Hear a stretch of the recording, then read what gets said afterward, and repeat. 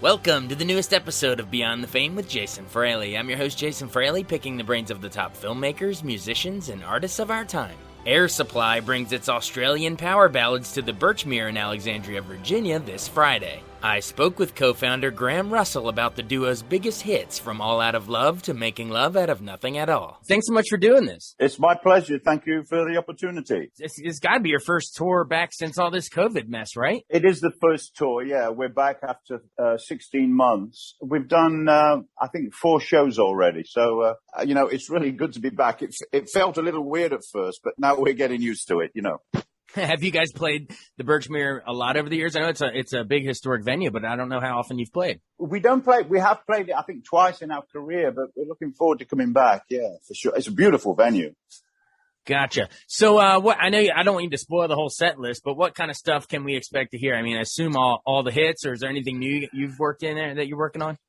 Yeah, we always play a couple of new songs, and I have a little spot when Russell goes off to take a break, and I play a brand new song. So it's going to be fun. Of course, we play all the hit songs too. I mean, that's what people want to hear, I think. I know when I go and see the Stones or McCartney, I want to hear all those great songs, Yeah, that's why they buy the tickets. So true, yeah. So we'll be playing all the hits. Take me back to the very beginning. Before you even formed the band, what town did you grow up in, and how did you actually get into music, as a kid? Well, I grew up in England, actually. I left for Australia when I was 18. And I was in a couple of bands in England, but they weren't going anywhere. And everybody were playing cover songs, and I really wasn't into that. I wanted to play my own song. So I just left. I moved to Australia, and in 75, I joined the cast of Jesus Christ Superstar. And I met Russell on the first day. I think him and I were the only 2 people that didn't know anybody. So we gravitated towards each other. We became really good friends. And, once I realized that he had this incredible voice, I thought to myself, wow, that's the voice I need, for my songs. And we just started a group. We said, let's start something together, which we did. And we had a record out before the show was closed. And our first record went to #1 in Australia straight away within 2 weeks. And that was really the beginning for us. And from there, we've had a lot of ups and downs, but that's how we began, Oh, absolutely. And so just to clarify for our listeners, this is Jesus Christ Superstar production. It's the Australian production where you guys met. Yeah. Did you meet Andrew Lloyd Webber or Tim Rice then, or did they not travel to the different productions? No, I don't think they came. I never met either of them, and I would love to. They're both brilliant, but I never did meet them. I mean, there were so many productions of Superstar around the world. I'm sure they were going to a lot of them. But which role did you play? Which role did you and Russell play? Well, I began just in the chorus as an apostle, but then I was promoted to the role of Peter, and Russell played he was an apostle too, but he sang Peter, he sang Annas, he sang all the roles that were within his register. I mean, he even sang Judas over 100 times, and he sang Jesus once too, live. So he was really going for it. And because he had the voice, he had that high tenor, and it was a very sought after voice, and his sound was so unique. So he really climbed the ladder really fast. Wow. Yeah. I mean, it's funny. It's wild that you mentioned that you guys, had recorded and even put out a record while the show was still going on. I mean, describe that process. I mean, are you guys, doing rehearsals for the show and then you're coming back at night and recording? I mean, you had to be tempted to put on the album, "What's the buzz? Tell me what's happening." Well, the thing is this, I've already been working on my own in advance for several years, and I knew that Superstar was a very positive thing in Australia, and I wanted to use that leverage. And I said to Russell, we need to create something while we're still in the show and use the show as climb that ladder. And we did, and it really worked for us. When our first record came out, nobody knew who we were, but we were the 2 guys from Superstar, and that really helped us. It really added that our first record was just beautiful. It was such a gorgeous record, and it became a classic in Australian musical history. It was one of the fastest rising singles ever to go to #1 in Australia. So, but Superstar really helped us, Oh yeah, and of course that first Australian, your debut album was self-titled. It was Air Supply. How Yeah. did you guys come up with that name? Were you tempted to call yourself the Russells? You got It your was, last name and his first, but no. How did you come it, up with the name? we actually thought about that, funnily enough. Well, we needed a name because our record was going to be manufactured, and we agreed that whoever had the best name, the next morning we would go with. So that night, I had a dream, and this is a true story. I dreamt of a massive billboard, and it was white, totally white. And on the perimeter of it were all these flashing lights and lasers and all kind of weird lights going on and off. And in the middle of the billboard, in big black letters, were two words, and it said Air Supply. And I told Russell the next morning, and he said, well, we need to go with that name, which we did. And, so we always say that it was divine intervention from Superstar, but who knows? It appeared to you in a dream. That's wild. Mm. All right. So throughout the 70s, Air Supply is putting out a bunch of records in Australia, and they're hits with Australia. Australians everywhere can sing Love and Other Bruises and Lost in Love, all those 70s hits. Yeah. But then when you come over here to the States, I guess it was in 1980, Lost in Love was the title of that album. How did that transition actually happen? Were you surprised that it caught in America, or were you actually surprised it took so long? Well, we came to the US first in 77. We opened for Rod Stewart for 6 months on his North American tour, simply because we opened for him in Australia in 76. And he liked the band so much after our first show with him, he came backstage and said, I want you to open for me next year. And we thought he was just kidding, but he wasn't. We opened for him for 6 months, 77. And we thought, because we were on a roll, we thought, we're going to break there too. But we didn't, so it really brought us back to earth, and we had to begin again in 78. But by 1980, we'd had 2 or 3 big hits in Australia, and Lost in Love just found its way to Clive Davis. And he licensed the song, and the rest became history. But at that point in 1980, we were ready to come back to the United States. We didn't want to stay in Australia. We wanted to be in the US where everything was happening. And we felt we had a good chance. We had the songs, we had the voice, and the timing was right. It was a new decade. People are always ready for a change in a new decade. It was January. Clive got on our team. We became really close to Clive, and he said, are you ready to take on the world? And we said, yeah, we are. And he said, okay, let's go. And he was right. We had 7 or 8 top 5s in a row. Oh, absolutely. Clive was instrumental. But you're right. You said January 80. Yeah. Your sound kicked off a whole decade of music and hits here for us here in the States. You mentioned All Out of Love, but real quick, that Clive liked that song, but how did you guys creatively come up with that? Take me into the songwriting process. Did that appear in a dream too? No. I wrote, All Out of Love was a hit in Australia in 78. It was one of our later Australian hits. But when Clive heard it, he said, this has got to be the second single, but you've got to change a line in there. Originally, it said, I'm all out of love. I want to arrest you. And that was the hit in Australia. But when he saw it, he said, in America, that won't fly.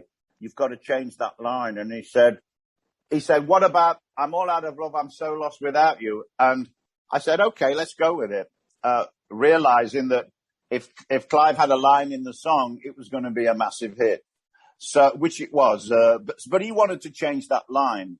Now, whether or not it would have been a hit with the original line, I don't know. It's hard to say. We'll never know. But he changed that line, and the rest became history. It became one of our biggest songs. In fact, it was Song of the Year, Record of the Year, and it's been played over 5 million times on American radio alone. Oh, yeah, absolutely. I mean, here we are in 2021, and people can still probably sing it. I mean, I know I can. Well, it's funny because, if I meet someone on a plane and they say, what do you do? I say, I'm a musician, I go, okay. And then if they're kind of young, they might say, "Oh, I've never heard Air Supply. I've never heard of that band. What do you do?" And I say, "I'm all out of love," and they say, "I'm so lost without you." So then they know who we are. That call and response. Yeah, that's a way for you to keep the pulse on. Do people still remember you? Oh, hell yeah, they do. Everyone, all you got to do is say that one line and everyone will say it. Yeah. Well, you had a bunch of other hits, and we could talk about them all day, but my listeners will kill me if I don't at least ask you about another love song, Making Love Out of Nothing at All. How did that one come to you? Well, that was a Jim Steinman song, and that Clive came, Jim was a big friend of Clive's, and Clive knew I was a Jim Steinman fan. I love Meatloaf and all those songs. And, we had lunch with Jim and Clive and Russell and I, and, Jim said, "Oh, I've got this song. I'm not sure what I'm going to do with it." And he played it, and Clive said, "Why don't you record it?" And, Russell said straight away, "Oh, I'd love to." And I did too. So that's how it came about. It was just by chance, but obviously it's a classic song, but it noted a shift for us. It gave us a little more weight. It was a kind of, all Jim Steinman songs are pretty heavy, and we recorded it. Russell sang it 2 days later for one take, and that was it. And it became a classic for us, There's some really high, I don't know if I'm using the right phrase, high pitch vocals in that one. I mean, it's like, right before you slow it down again from the title part, Making Love and Nothing at All. There's that part where it's like rapid fire, really high vocal register. You know what I'm talking about? Oh, yeah, yeah. Well, in those days, Russell sang everything one take. I like The One That You Love. It was one take, and Lost in Love. That's what he did. And he used to surprise everyone. I remember when we were in the studio with Jim doing that vocal in New York, and Jim said to Russell, "Are you ready to give it a shot?" And Russell said, "Yeah, let's do it." And he sang it from top to bottom, and Jim turned to me and he said, "That was amazing." I said, "Yeah." And he said, "I think that's it." And I said, "I think it is too." And that was it. There was no patching up. Of course, in those days, there was no tuning stuff going on. You had to sing it. Now everything is tuned, and you can get a chimpanzee to sound good in a studio these days. You know what I mean? Yeah, but the fact that you guys did it back in the early 80s without all that extra, computer help, it's just, I think, if our listeners haven't listened to it in a while, put that back on right now, Making Love Out of Nothing at All, and listen to what we're talking about, man. It is unbelievable display of singing power there. And then in terms of the songwriting, it's Jim Steinman, but I'm pretty sure, didn't he also have Total Eclipse of the Heart, Bonnie Tyler, at the top of the chart at the same time? Like, he had both those songs? He did, and that's what stopped us going to number one. Making Love only went to number two because he had Bonnie Tyler at number one. And I called him when we went to number two, and I said, you've got to do something and get that guy out of the top spot. But of course, it was his song. I was just joking, but we had a laugh about it. That's hilarious. That is really funny. But speaks to his songwriting prowess for sure. Yeah, he's brilliant. Awesome. Well, I mean, you've pretty much done it all. Aren't you a Lord now? Aren't you Lord Graham Russell now? I am, yes. How did that come about? Is that like a knighting ceremony or something? Yes, it's an English thing. It doesn't mean anything in the United States, but it's just from a property I inherited in England a long time ago. But I very rarely use it. I mean, it's good to have it. And in England, when I go back to England, I use it, but here, I mean, it's kind of a nice thing, but it came from a property that I own in England. Gotcha. I see. And then I know you're a different kind of royalty in Australia because of the Australian Recording Industry Association inducted you and you guys in the band Air Supply into their Hall of Fame back in, I was going to say a couple years ago, but it's longer ago than I thought. It's like 2013 or something now. But how big of an honor was that? It was great. And I thought we deserved it. We're the number 3 band in Australian music history behind the Bee Gees and AC/DC. And I thought we deserved it. And it was a great honor, I mean, at least we'll be, because really we're an Australian band and it's nice to be recognized from your home country. I mean, even though I'm English, my musical roots are in Australia. So it was a great thing. And more so for Russell, because he's Australian. I think it was a great honor for him, and he's very proud of it. And I am too. It's nice to be recognized occasionally for things that you achieve, Are you a Bee Gees and AC/DC fan, or you sit there and shake your fist? They're right ahead of us. Oh, no. I grew up with the Bee Gees, and we used to do shows with AC/DC in the pubs in Australia in the 70s. So we know all those guys. And I mean, I've always thought AC/DC are the best rock and roll band in the world. And so we're in great company. And the Bee Gees, their legend goes without question. They are just incredible. So it's nice to be up there with those great guys, Wow, I had no idea you used to play in those clubs in Australia, like with Angus Young and all those guys. Wow. Oh, yeah. Wow. Well, in Australia, because it's a big country with a small population, bands had to play with other bands on bills. There were usually 3 or 4 bands on the bill every night when you played, I mean, we would be on a bill. It would be us, AC/DC, Midnight Oil, In Excess on the same bill on the same night. And so you can imagine it was, those bands were like huge, even before they broke, they were huge in Australia. I mean, but they have clubs in Australia that seat 4,000 or 5,000 people, like the Bondi Lifesaver, which is gone now, but they were big clubs and they were rowdy and people were drinking beer. You had to be good to get up on stage. Otherwise, you'd get knocked off. They'd throw beer bottles at you and boo you off, Awesome. Well, there you go. I had no idea that was the official rankings of the biggest Australian bands ever was AC/DC and Air Supply. Who are you ahead of? Do you know? Who's like 4, 5, 6? I think Men at Work, Crowded House. I know In Excess are up there with us. I think they're either 4. I think In Excess may be 4th. But those great bands, everybody knows them. But there aren't many. There aren't many up there. Wow, that's awesome. I actually think I'm talking to Men at Work's frontman in a couple of weeks, so I'll ask him about the Legend of Air Supply in Australia. Colin Hay, he's a very good friend of mine. So say hello to him for me. Yeah, we got Colin lined up in a couple of weeks. I think he's coming to the Birchmere as well. So you guys will both bring in some Australian and some British vibes for sure. He's fabulous too. I know he's on his own now, but he's great. He's a great talent, great songwriter. For sure. Well, before we run, I want to know a little bit more, just since he's not here to defend himself, embarrass him with kindness. Russell Hitchcock, your longtime partner here, what makes him so great? So when he listens to this, he'll just smile when say something nice about your pal there. Well, we've been friends for 46 years and we've never had an argument of any kind. So I think that shows you the depth of our friendship. The great thing about us is, I live in Utah and he lives in California.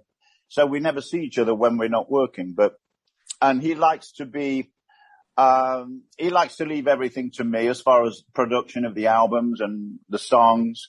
So, when we get together or when we're ready to record, I'll say, I usually have about 20 songs and we get together, we go through the songs and we get in the studio and he just likes to get up and sing. Then his role is finished for a while. And that's the way we've always worked. But it works for us. He lets me do all the nuts and bolts and join the dots. And I like it that way too. But he's the greatest friend you could ever wish for. And the greatest partner in a band you could wish for. He's just wonderful. The Russells, the band name that almost was. I think Air Supply is much better. I do too. Awesome. Well, thanks so much for joining us. You've been really generous with your time. In closing, why should our folks come on out, our listeners come on out to the Birchmere on August 6th? They should come because it's one of the best shows on the road.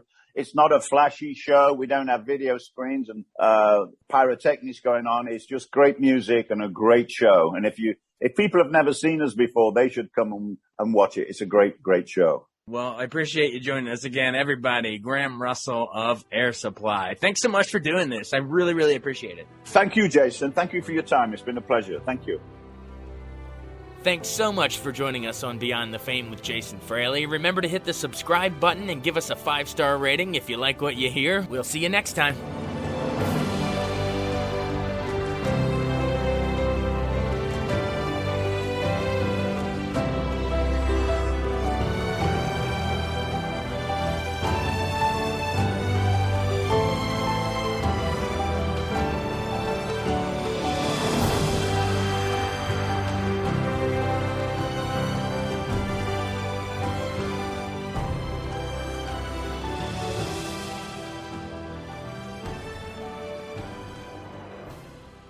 I wanted to take a second to tell you about an app I really enjoy. Living in the DC area is great, and Podcast DC gathers all of the local shows that I like all in one local app. Health, sports, local news, politics, and so much more. Podcast DC is the new local app with hundreds of DC area podcasts to choose from. I can earn exciting rewards just for listening and share the podcasts I love instantly. Available in the App Store or in Google Play, listen local with Podcast DC.